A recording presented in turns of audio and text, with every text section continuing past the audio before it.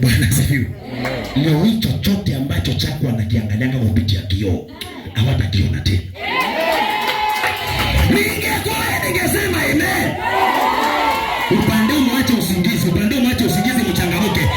Chochote ambacho chako walichokizika leo hii kwa jina la Yesu kinaenda kuchukuliwa. Sema ni wakati wangu. Ona hapo umeolewa, sema na hapo umezaliwa. Au mwanangu wewe ni mtu. Kuanzia leo yeyote ambaye anayekwendea kinyume Mungu amnyamazishe. Kimya. Upate kama haujasema ifanyike itafanyika.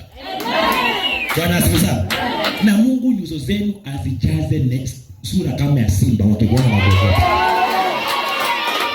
Kwa hivyo leo hii ukiona watu alafu wakimbie wenzangu usiogope. Ni simba anapita. Na simba akipita wanyama wengine wanamshanga njia. Na ukiona wakikupisha njia si wa kiwango chako, sema amina. Kuna watu hapa wameajiriwa kazi, lakini kule kazini mnakofanya mnaofanya kazi na wanawatesa. Kuanzia leo yoyote anakuinukia kinyume tena, Mungu akamuondoa Mombasa. Sema amen. Haleluya. Mwana wa madhabahu haya haezi tezwa na mtu. Amina. Ninawaambia mimi ni